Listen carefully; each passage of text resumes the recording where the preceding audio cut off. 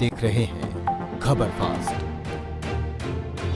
तेज खबर, पैनी नजर।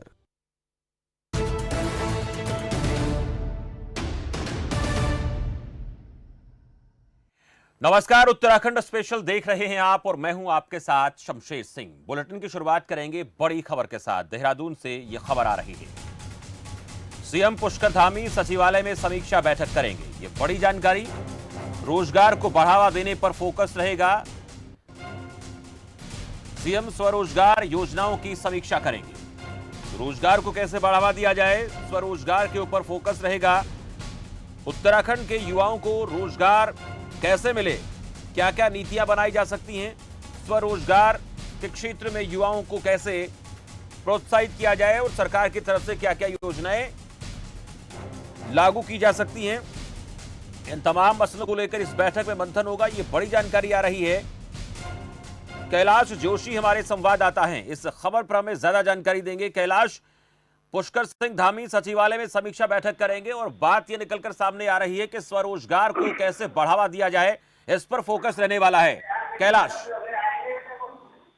जी शमशेर, आपको बता दूं कि उत्तराखंड में मुख्यमंत्री पुष्कर सिंह धामी जो है वो स्वरोजगार को बढ़ावा देने के लिए आज समीक्षा बैठक करने जा रहे हैं। क्योंकि आपको पहले भी हम लोगों ने इस खबर को उठाया था कि मुख्यमंत्री पुष्कर धामी ने 24,000 जो रिक्त पद है उनको भरने की बात कही थी और उद्योगों को स्थापित करने की बात कही थी। कैसे यहाँ पर उद्योग बढ़ेंगे और किस तरीके से जो है यहाँ के युवाओं को रोजगार मिल पाएगा, उस बात को लेकर जो है आज बड़ी अहम बैठक होने जा रही है। सारे विभागों की समीक्षाएं होगी, किस विभाग में कितने पद हैं और कितने पद सृजित किए जाने हैं।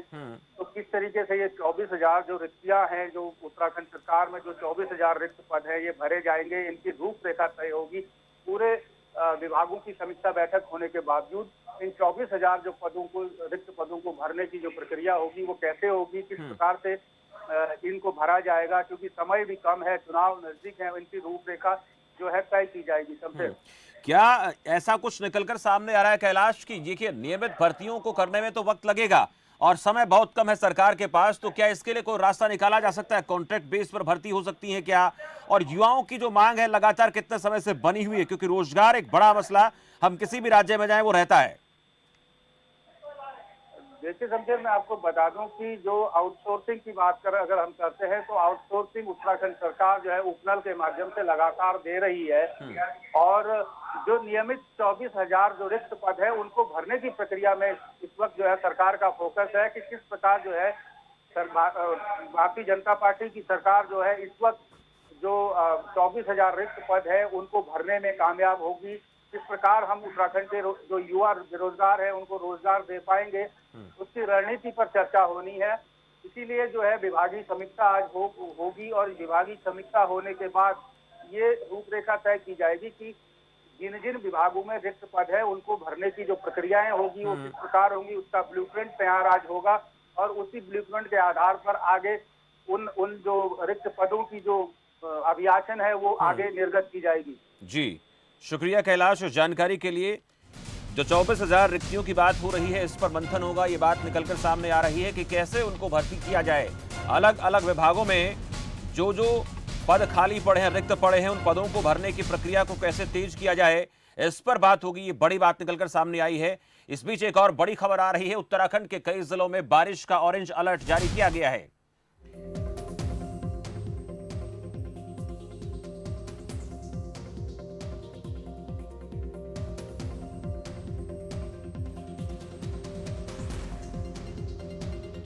तो ऋषिकेश से ये बड़ी खबर आ रही है। गंगा में डूबे हैं मुंबई के 3 पर्यटक, ये बड़ी जानकारी है। एक युवक और 2 युवतियां हैं जो इस नदी में डूब गए हैं। एसडीआरएफ का सर्च अभियान लगातार चल रहा है। नहाते समय यह हादसा हुआ है।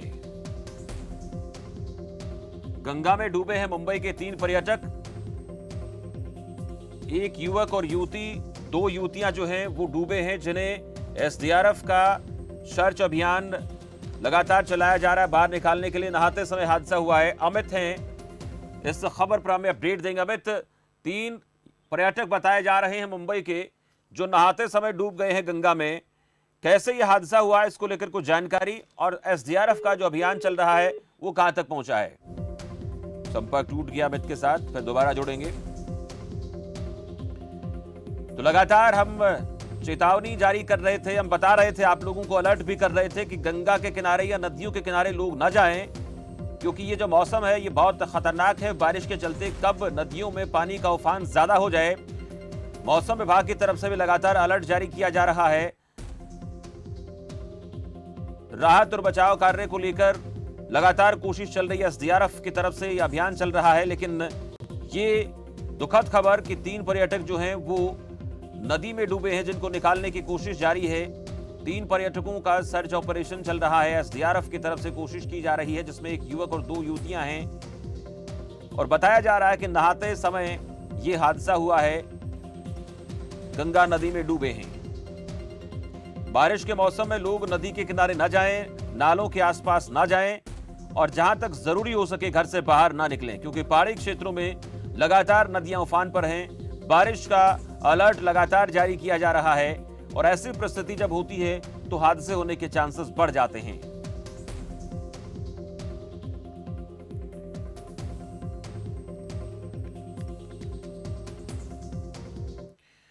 चलिए, इस बीच एक और बड़ी खबर उत्तराखंड से आ रही है, जहां कई जिलों में बारिश का ऑरेंज अलर्ट जारी किया गया है।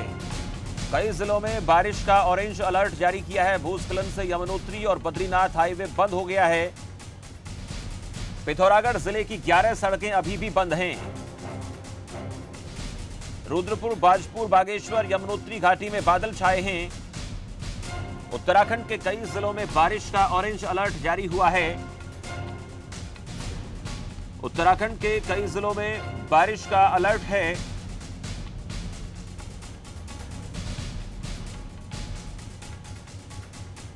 भूस्खलन से यमुनोत्री और बद्रीनाथ हाईवे बंद है।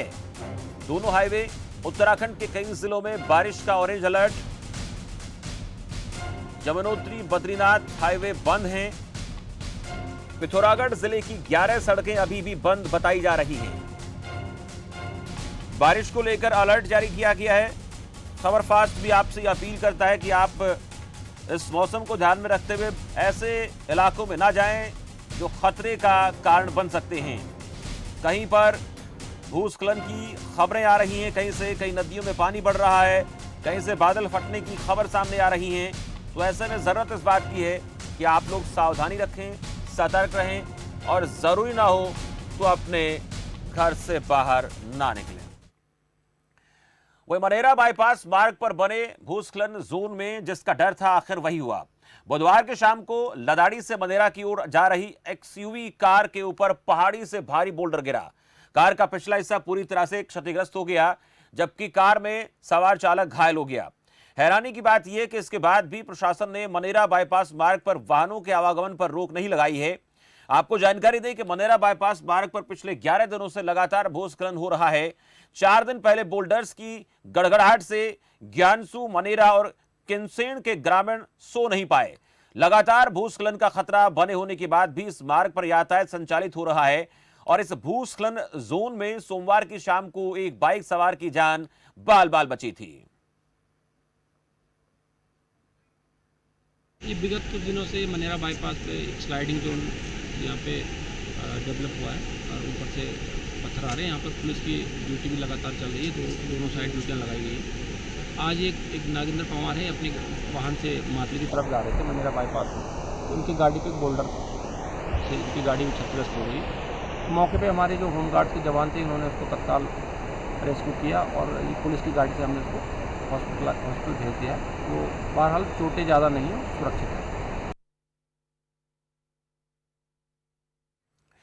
वह आगामी विधानसभा चुनाव को लेकर सरगर्मियां तेज हो गई हैं। सभी पार्टियां अपनी अपनी तैयारियों में लगी हैं और साथ ही जीत का दावा भी किया जा रहा है। बीजेपी प्रदेश अध्यक्ष मदन कौशिक का भी कहना है कि बीजेपी आगामी चुनाव में पूर्ण बहुमत के साथ सत्ता में आएगी। इसके साथ साथ उन्होंने और भी बहुत कुछ कहा है, वो जरा सुनेंगे। चुनाव में इस समय 5 महीने का जो शेष काल है, इसमें अधिकतर लोग संपर्क करना चाहते हैं, मिलना चाहते हैं, तो उनका ठीक प्रकार से आचार व्यवहार रहे, ठीक प्रकार से स्थिति इस रूप में रहे, तो इस प्रकार का एक वातावरण बने इस सारे विषय को ध्यान में रखते हुए आज पूरे दिन की वर्कशॉप है, जिनको इस प्रकार का एक शिष्टाचार बताया जाएगा। और मैं समझता हूँ कि आने वाले समय में जो चुनाव के रोड मैप है उसमें ये भी एक हमारा कार्यक्रम था। तो बीजेपी प्रदेश अध्यक्ष की तरफ से ये दावा किया जा रहा है कि एक बार फिर से पूर्ण बहुमत के साथ हमारी सरकार बनेगी। बीजेपी प्रदेश अध्यक्ष मदन कौशिक मीडिया से बातचीत कर रहे थे। 2022 के रोड मैप पर गंभीरता से आगे बढ़ रहे हैं, ऐसी बातें की जा रही हैं। आगामी विधानसभा चुनाव को लेकर तमाम राजनीतिक पार्टियां ये दावा कर रही हैं कि जीत उन्हीं की होगी, लेकिन जनता के दिल में क्या है ये तो वोट जब डलेगा और ढोल की पोल खुलेगी, अक्सर कहा जाता है, तब पता चलेगा। लेकिन दावा तमाम राजनीतिक पार्टियां कर रही हैं। और उसी कड़ी में भारतीय जनता पार्टी के प्रदेश अध्यक्ष मदन कौशिक ने भी कहा है कि हम 2022 का विधानसभा चुनाव जीतेंगे और पूर्ण बहुमत के साथ जीतेंगे। वह मसूरी से विधायक गणेश जोशी ने देहरादून के दून विहार स्थित राधा कृष्ण मंदिर प्रांगण में टीकाकरण केंद्र का निरीक्षण किया। विधायक ने मौके पर टीकाकरण की व्यवस्थाओं का जायजा लिया। कैबिनेट मंत्री ने कहा कि कोरोना महामारी के खिलाफ वैक्सीन सबसे कारगर हथियार है।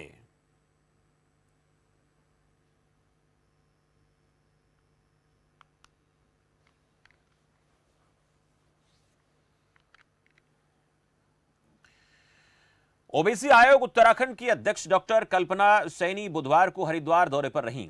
हरिद्वार पहुंची डॉक्टर कल्पना सैनी ने रोशनाबाद स्थित कलेक्ट्रेट भवन पहुंचकर जिले के संबंधित अधिकारियों के साथ हरिद्वार में होने वाले कार्यों की समीक्षा की।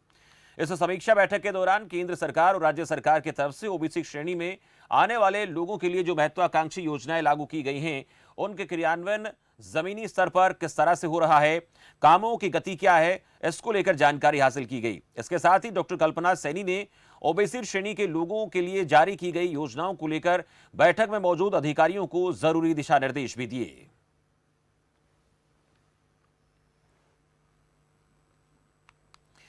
वहां हरिद्वार के पुलिस लाइन रोशनाबाद परिसर में पर्यावरण सुरक्षा एवं संरक्षण के देखते हुए हर्बल वाटिका का उद्घाटन पुलिसकर्मियों की तरफ से किया गया। आपको जानकारी दें, एसएसपी की पत्नी सुधा सेंथिल ने फीता काटकर हर्बल वाटिका का उद्घाटन किया।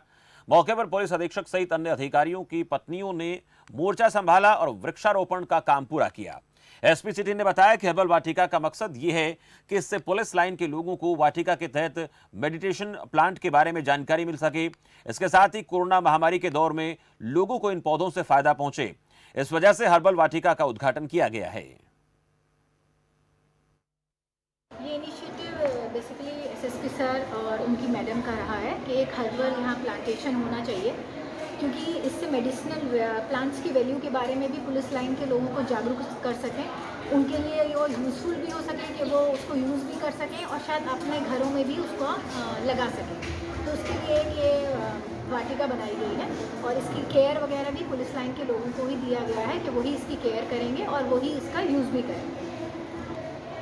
मतलब ज़्यादातर उसमें है तुलसी है और उसमें मिंट है और मतलब जो भी एरोमेटिक प्लांट्स हैं और जो मेडिसिनल वैल्यू के हैं उनके लिए यूज़ है वो। चूँकि अभी रिसेंटली कोरोना काल में हमने ये देखा कि कई सारी चीज़ें जो हैं वो इन प्लांट से हमें मिलती हैं और बहुत इफ़ेक्टिव भी हैं, तो उसी के लिए इनिशिएटिव लिया गया। पुलिस लाइन हरिद्वार में एसएसपी सर और एसएसपी मैम के द्वारा एक इनिशिएटिव लिया गया जिसमें एक हर्बल वाटिका बनाने का सोचा गया।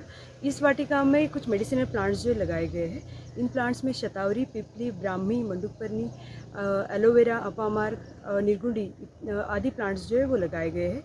इन प्लांट्स को बेसिकली पुलिस लाइन परिवार जो है उनके यूज़ के लिए लगाया गया है। जैसे इसमें पिपली लगाई है जो फीवर में यूज़ होगी, शतावरी लगाई गई है जो स्त्री रोगों में यूज़ होगा और अजवाइन है जैसे उसको पेट के रोगों में इसका यूज़ किया जाएगा। तो इस पुलिस लाइन परिवारों के लिए ये जो हर्बल वाटिका है पुलिस लाइन हरिद्वार में लगाई गई। तो वाटिका का उद्घाटन हुआ है, हर्बल वाटिका। और अक्सर इस तरह की जो वाटिकाएं होती हैं वो लोगों के स्वास्थ्य के लिहाज से उनको जोड़कर देखा जाता है। कोरोना को ध्यान में रखते हुए वाटिका का उद्घाटन किया। तमाम तरह की औषधीय जो पौधे हैं वो यहाँ पर लगाए गए हैं। लोगों को इस वाटिका का फायदा जरूर मिलेगा। पुलिस कर्मियों के लिए फायदेमंद होगा क्योंकि जिस जगह पर इसका उद्घाटन हुआ वहाँ पर पुलिसकर्मी रहते हैं, कॉलोनी है, और जिस तरह से इसका उद्घाटन किया गया है वो जरूर लोगों के लिए फायदे का सौदा होगा। चलिए फिलहाल वक्त हो चला है छोटे से ब्रेक का। ब्रेक के बाद जल्द हाजिर होते हैं।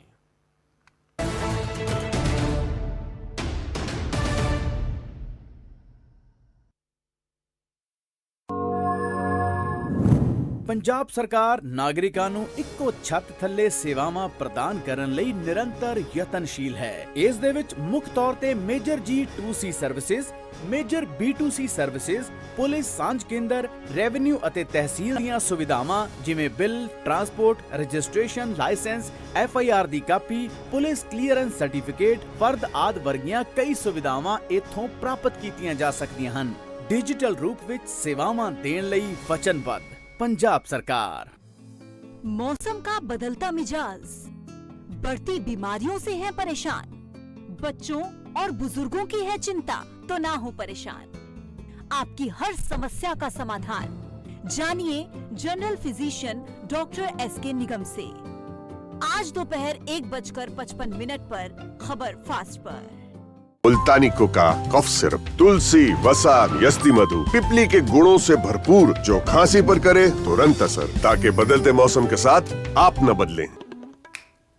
आप रोगों से परेशान हो या अंग्रेजी दवाओं से, विभिन्न प्रकार के टेस्टों से परेशान हैं या डॉक्टरों से, किसी भी प्रकार के रोगों के समाधान के लिए एक बार आइए नाड़ी वैद्य कायाकल्प और पाइए अपने सभी रोगों का आयुर्वेद में सही इलाज।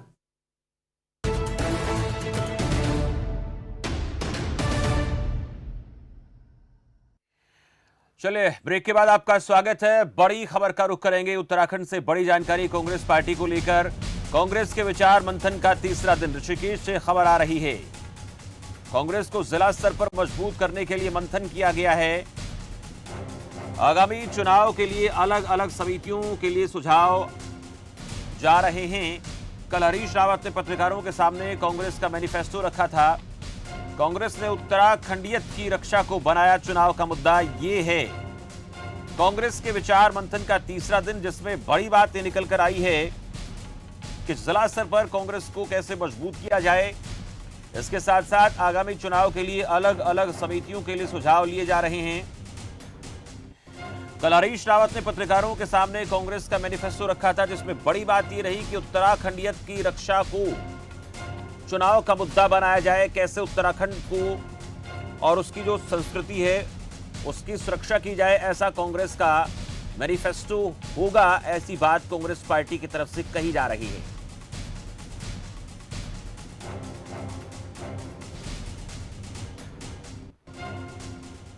आगामी विधानसभा चुनाव की बात हम कर रहे हैं, तो उसमें कांग्रेस पार्टी, भारतीय जनता पार्टी, आम आदमी पार्टी, तमाम पार्टियां अपनी तरफ से मंथन कर रही हैं और इसी कड़ी में कांग्रेस भी अपनी तरफ से विचार मंथन कर रही है। अब इसको लेकर हरीश रावत ने क्या कहा है वो आपको सुनवाते हैं। जो रिक्त पड़े हुए पद हैं उनको 1 साल के अंदर भरने, रिक्त पड़े। दूसरा काम ये करेंगे कि हर साल 10% संख्या बढ़ाएंगे। तीसरा काम ये करेंगे, जितने नीतिगत फैसले लेंगे उसकी वेटिंग करेंगे कि इससे रोजगार कितना पैदा हो रहा है, इससे रोजगार कितना पैदा हो रहा है, ये कदम उठाएंगे। और चौथा काम हम ये करेंगे कि शिक्षा के प्रचार प्रसार के लिए हम एक माहौल बनाएंगे, राज्य में एक मोमेंटम बनाने का काम करेंगे इस तरीके से। क्योंकि आज की तारीख में जो चुनाव अभियान में जब हम जाते हैं तो निश्चित रूप से इलेक्ट्रॉनिक और प्रिंट मीडिया का अपना स्थान है, लेकिन उसके साथ साथ जो PR एजेंसीज़ हैं उनका भी अपना एक बहुत बड़ा जो है रोल रहता है। तो वो उनका प्रेजेंटेशन अभी तक हुआ है और मैं समझता हूँ कि ये एक सतत चलने वाली प्रक्रिया है और कल तक जो है हम एक मंथन करेंगे। और जिस कहते हैं ना, जब गहन चिंतन और मंथन होता है तो मंथन के बाद ही तो अमृत निकलता है, तो अमृत निकलेगा और हम उत्तराखंड में जाएंगे और विजय हासिल करेंगे। तो कांग्रेस का विचार मंथन जिसका तीसरा दिन, और बड़ी बातें जो निकल कर आई हैं विचार मंथन में। मैनिफेस्टो को लेकर हरीश रावत बात कर रहे थे, जिसमें उन्होंने कहा है कि रोजगार को लेकर फोकस रखेंगे, रिक्त पदों को भरा जाएगा, उत्तराखंडियत को सुरक्षित रखेंगे और नए रोजगार कैसे पैदा किए जाएं, 10% संख्या हर साल रोजगार की बढ़ाएंगे, शिक्षा पर फोकस रहेगा और खाली पड़े पदों को भरेंगे, ये बात कही जा रही थी। यानी तमाम जो मसले हैं ये चुनावी मुद्दे हो सकते हैं इस बार के उत्तराखंड विधानसभा चुनाव में। उत्तराखंड में बारिश का कहर जारी है और इसके साथ ही बारिश की वजह से आई तबाही की तस्वीरें और जल भराव की समस्याएं भी सामने आ रही हैं। ताजा तस्वीरें रुड़की के ग्रीन पार्क कॉलोनी से हैं, जहां पूरी कॉलोनी तालाब में तब्दील हो गई। वो तस्वीर आपको दिखाएंगे और आपको बता दें कि पिछले लंबे अरसे से रुड़की की ग्रीन पार्क कॉलोनी में जल भराव की बड़ी समस्या बनी हुई है, जिसकी वजह से स्थानीय लोगों को लगातार परेशानी का सामना करना पड़ रहा है। और इसी के साथ स्थानीय लोगों का यह कहना है कि उन्होंने कई मर्तबा इस समस्या से प्रशासन को अवगत करवाया है, लेकिन आज तक समाधान हुआ नहीं है। प्रशासन के जल्द ही समस्या के समाधान के आश्वासन को दिए जाने के बाद कहीं ना कहीं राहत मिलती हुई नजर आ रही है, लेकिन अब तक ऐसा नजर आ नहीं रहा है, लोगों की शिकायत है। नहीं, देखिए, जो लोगों की जो मेन समस्या है वो जल भराव को लेकर है। जो ये ग्रीन पार्क कॉलोनी है तो कहीं पे भी पानी का एक प्रॉपर निकासी नहीं एंड ना प्रॉपर रोड बना है, तो उसके रिगार्डिंग एक तो पीडब्ल्यूडी से बात की जाएगी। बेस्ट थिंग ये है कि पानी का डिस्पोजल यहाँ पे इजीली नदी की ओर हो सकता है, अगर उसके लिए कम से कम 500-700 मीटर एक नाली बना दी जाए। और दूसरा, जो रोड में जो गड्ढे बने हैं उनको भी प्राथमिक स्तर पर जो इमीडिएटली किया जाना है, ताकि उसमें कुछ भराव इत्यादि कर दें, बोल्डर इत्यादि का। नहीं, देखिए, कुछ जो इलीगल रूप से जो कंस्ट्रक्शन हो रहे हैं, जो बिना अप्रूव्ड जो कॉलोनी वगैरह डेवलप की जा रही है, क्योंकि पानी निकासी के जो नेचुरल रिसोर्सेज थे वो लोगों के द्वारा बंद कर दिए गए हैं। मेरा नाम इसरार अहमद है और मैं ग्रीन पार्क कॉलोनी का निवासी हूँ। यहाँ पर हल्की सी बारिश में जल भराव की इतनी समस्या हो जाती है कि बिल्कुल चलना भी मुहाल हो जाता है यहाँ पर। लेकिन आज तक जो क्षेत्रीय विधायक है वो भी यहाँ पर नहीं आकर देखता।